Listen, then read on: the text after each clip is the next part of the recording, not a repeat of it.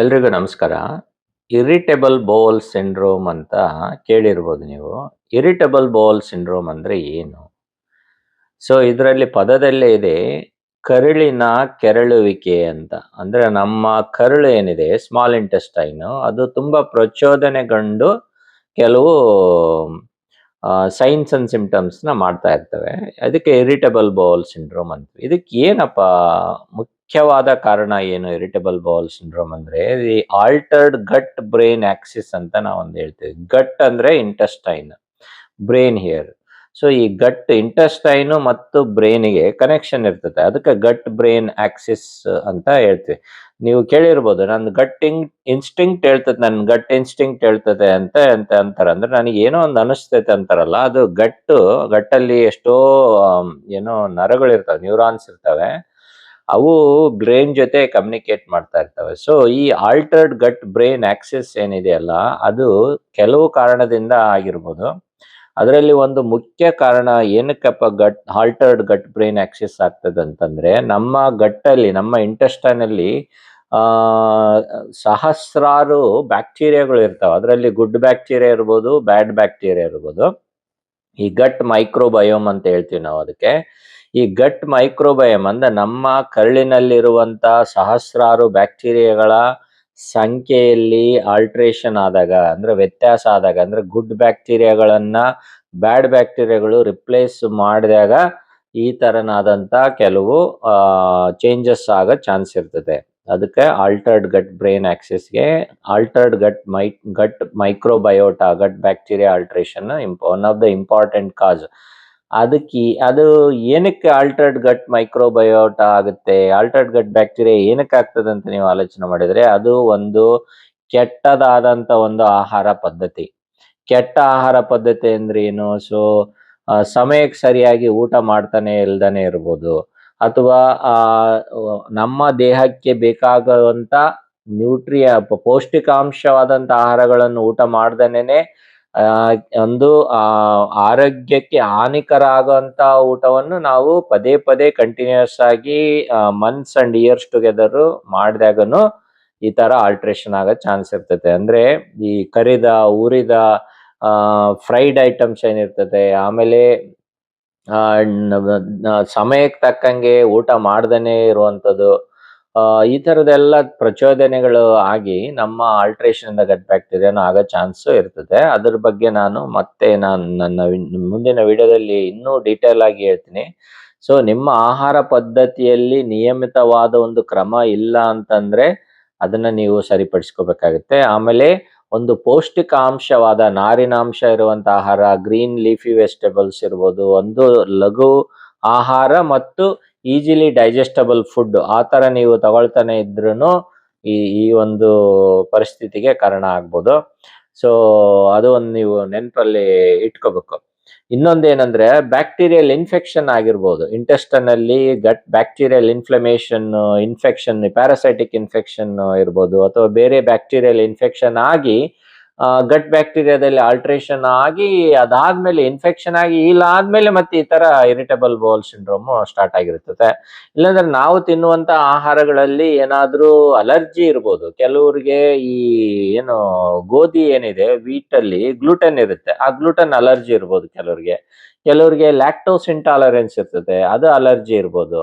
ಕೆಲವರಿಗೆ ಈ ಏನು ಅತಿ ಹೆಚ್ಚಾದ ಫೈಬರ್ ಅಥವಾ ಫರ್ಮೆಂಟ್ ಆಗುವಂತ ಆಹಾರ ಇರ್ತದೆ, ಅದು ಪದೇ ಪದೇ ಆಗಿ ಆತರ ನಾವು ಆಹಾರಗಳನ್ನು ಕನ್ಸ್ಯೂಮ್ ಮಾಡಿದಾಗ ಈ ಇರಿಟೇಬಲ್ ಬೌಲ್ ಸಿಂಡ್ರೋಮ್ ಆಗುವಂತ ಒಂದು ಚಾನ್ಸ್ ಇರುತ್ತೆ. ಅದನ್ನ ನೀವು ಐಡೆಂಟಿಫೈ ಮಾಡ್ಬೇಕಾಗುತ್ತೆ.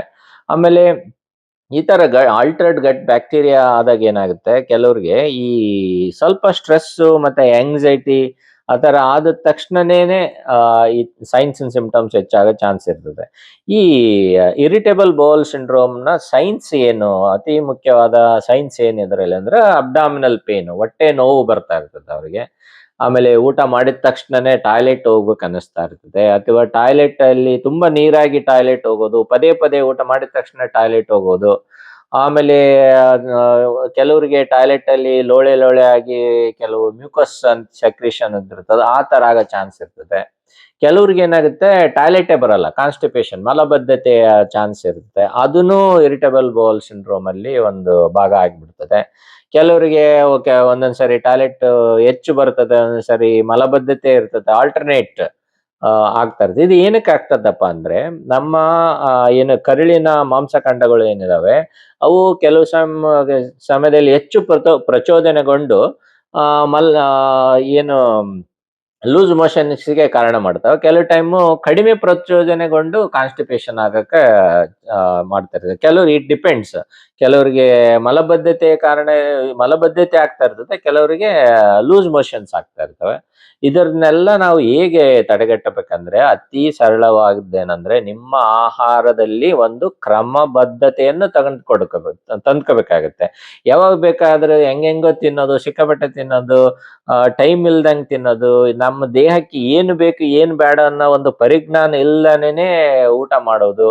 ಆಮೇಲೆ ನಿಮ್ಮಲ್ಲಿ ಏನಾದ್ರೂ ಗ್ಯಾಸ್ಟ್ರೈಟಿಸ್ ಇರ್ಬೋದು ಅಥವಾ ಗ್ಯಾಸ್ಟ್ರೋ ಇಂಟೆಸ್ಟೈನಲ್ ಇನ್ಫೆಕ್ಷನ್ ಇರ್ಬೋದು. ಅದ್ರ ಬಗ್ಗೆ ತಲೆನೇ ಕೆಡಿಸ್ಕೊಳ್ದಂಗೆ ಏನೋ ಆಗಿದೆ ಬಿಡು ಅಂತ ಒಂದು ಉದಾಸೀನ ತೋರಿಸಿಕೊಂಡು ನಮ್ಮ ಬಗ್ಗೆ ನಾವು ಕೇರ್ ಮಾಡ್ದೇನೆ ಒಂದು ಜೀವನ ಶೈಲಿಯನ್ನು ಮಾಡಿದಾಗ ಏನಾಗ್ತದೆ ಈ ತರ ಒಂದು ಇರಿಟಬಲ್ ಬೌಲ್ ಸಿಂಡ್ರೋಮ್ ಅಂತ ಒಂದ್ ತರದ ಕಾಯಿಲೆಗಳನ್ನು ನಾವು ಅನುಭವಿಸ್ಬೇಕಾಗುತ್ತೆ. ಅದಕ್ಕೆ ನೀವು ಜೀವನದಲ್ಲಿ ಒಂದು ಪದ್ಧತಿ, ಒಂದು ಕ್ರಮ, ಒಂದು ಶಿಸ್ತನ್ನು ತಂದ್ಕೋಬೇಕಾಗತ್ತೆ.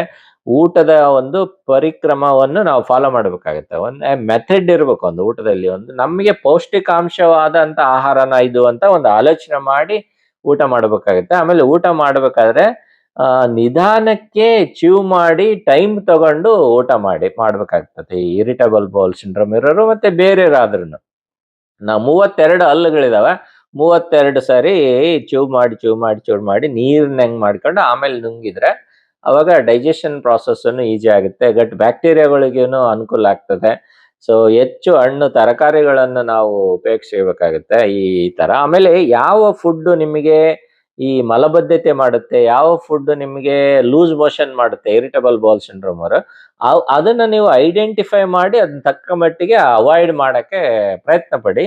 ಅದನ್ನ ಅವಾಯ್ಡ್ ಮಾಡಿದಾಗ ನಿಮಗೆ ರಿಸಲ್ಟ್ ಗೊತ್ತಾಗುತ್ತೆ. ಅದರಿಂದ ನಿಮ್ಗೆ ಏನಾದ್ರೂ ಇಂಪ್ರೂವ್ಮೆಂಟ್ ಬಂದಿದೆಯಾ, ಆಗ್ತಾ ಇದೆಯಾ ಇಲ್ಲ ಅಂತ ಗೊತ್ತಾದಾಗ ಆದ್ರೆ ಅದನ್ನ ನೀವು ಫಾಲೋ ಮಾಡ್ಬೇಕಾಗುತ್ತೆ. ಇದನ್ನ ನಾವು ಐಡೆಂಟಿಫೈಯಿಂಗ್ ದ ಟ್ರಿಗರಿಂಗ್ ಏಜೆಂಟ್ಸ್ ಅಂತ ಹೇಳ್ತೀವಲ್ಲ, ಅದು ಮಾಡ್ಬೇಕಾಗ್ತದೆ. ಸೊ ಈ ತರ ಜೀವನದಲ್ಲಿ ಒಂದು ಕ್ರಮದಲ್ಲಿ ಒಂದು ಅಳವಡಿಕೆಯನ್ನು ಮಾರ್ಪಾಡನ್ನು ನಾವು ತಂದ್ಕೊಟ್ಟಾಗ ತುಂಬಾ ಅದರಿಂದ ಉಪಯೋಗ ಆಗ್ತದೆ. ಆಮೇಲೆ ಸ್ಟ್ರೆಸ್ ಕಡಿಮೆ ಮಾಡಿಕೊಳ್ರಿ. ನಿದ್ದೆ ಚೆನ್ನಾಗಿ ಮಾಡ್ಬೇಕು. ಯಾಕಂದ್ರೆ irritable bowel syndrome bacterial alteration, ನಿದ್ದೆ ಕಡಿಮೆ ಆದಾಗನು ಬ್ಯಾಡ್ ಬ್ಯಾಕ್ಟೀರಿಯಾ ಆಗಂತ ಒಂದು ಚಾನ್ಸ್ ಇರುತ್ತೆ. ಚೆನ್ನಾಗಿ ನಿದ್ದೆ ಮಾಡ್ಬೇಕು. ಸೊ ಒಂದು ಒಳ್ಳೆಯ ಜೀವನ ಶೈಲಿಯನ್ನು ನಾವು ಅಳವಡಿಸ್ಕೊಳ್ಳಿಕ್ಕೆ ಪ್ರಯತ್ನ ಪಟ್ಟಾಗ ಇರಿಟೇಬಲ್ ಬೌಲ್ ಸಿಂಡ್ರೋಮ್‌ನು ಸಿಗ್ನಿಫಿಕೆಂಟ್ ಆಗಿ ಅದರ ಸೈನ್ಸ್ ಅಂಡ್ ಸಿಂಪ್ಟಮ್ಸ್ ಕಡಿಮೆ ಆಗಿ ಅದರಿಂದ ನೀವು ಹೊರಗಡೆ ಬರ್ಲಿಕ್ಕೆ ಅನುಕೂಲ ಆಗ್ತದೆ. ನಿಮ್ಗೇನ್ ಅನಿಸ್ತತೆ? ನಿಮ್ಗೆ ಯಾವ ತರನಾದಂತ ನಿಮ್ಗೇನಾದ್ರೂ ಈ ತರ ಇರಿಟೇಬಲ್ ಬೌಲ್ ಸಿಂಡ್ರೋಮ್ ಸೈನ್ಸ್ ಇದೆಯಾ? ಯಾವ ತರದಾದಂತ ನೀವು ಏನು ಕಷ್ಟಗಳಿಗೆ ಅನುಭವಿಸ್ತಿದ್ದೀರಿ ಅದನ್ನ ಒಂದು ಕಮೆಂಟ್ ಅಲ್ಲಿ ಹಾಕಿ. ನಿಮ್ಗೇನು ಕಾನ್ಸ್ಟಿಪೇಷನ್ ಪ್ರಾಬ್ಲಮ್ ಇದೆಯಾ ಅಥವಾ loose motion irritable bowel syndrome ಇದೆ? ಯಾಕಂದ್ರೆ treatment constipation irritable bowel syndrome ಇರೋರಿಗೆ ಬೇರೆ, loose motion irritable bowel syndrome ಇರೋರಿಗೆ ಬೇರೆ ಇರುತ್ತೆ ಟ್ರೀಟ್ಮೆಂಟ್.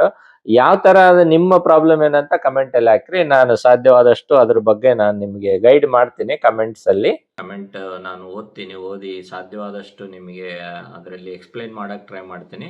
ಅಥವಾ ಒನ್ ಆನ್ ಒನ್ ಏನು ಡಿಸ್ಕಷನ್ ಏನಾದರೂ ಮಾಡೋದಿದ್ರೆ ನೀವು ನನಗೆ ಇಮೇಲ್ ಮಾಡಿ. ಇಮೇಲ್ ಅಡ್ರೆಸ್ ಈ ಕಮೆಂಟ್ ಏನು ಡಿಸ್ಕ್ರಿಪ್ಷನ್ನಲ್ಲಿ ಕೊಟ್ಟಿರ್ತೀನಿ. ಸೊ ಇಮೇಲ್ ಮಾಡಿ ನೋಡಿ, ಅಥವಾ ಕಮೆಂಟಲ್ಲಿ ಈ ವಿಡಿಯೋ ಕಮೆಂಟಲ್ಲೇ ಬರೀರಿ. ನಾನು ನಿಮಗೆ ಎಕ್ಸ್ಪ್ಲೈನ್ ಮಾಡ್ತೀನಿ ಅದರಲ್ಲಿ ಸಾಧ್ಯವಾದಷ್ಟು. ನನ್ನ ಹಿಂದಿನ ವಿಡಿಯೋ ಒಂದು ಇರಿಟೇಬಲ್ ಬೌಲ್ ಸಿಂಡ್ರೋಮ್ ಇದೆ, ಅದರ ಲಿಂಕ್ ಕೊಟ್ಟಿರ್ತೀನಿ. ನೀವು ಇನ್ನೂ ಹೆಚ್ಚಿನ ಒಂದು ಮಾಹಿತಿಗೋಸ್ಕರ ಅದನ್ನು ನೋಡ್ಕೊಂಡು ಒಂದು ಕಮೆಂಟ್ ಮಾಡಿ ನೋಡೋಣ. ಅಲ್ಲಿವರೆಗೂ ಧನ್ಯವಾದಗಳು. ನಮಸ್ತೆ.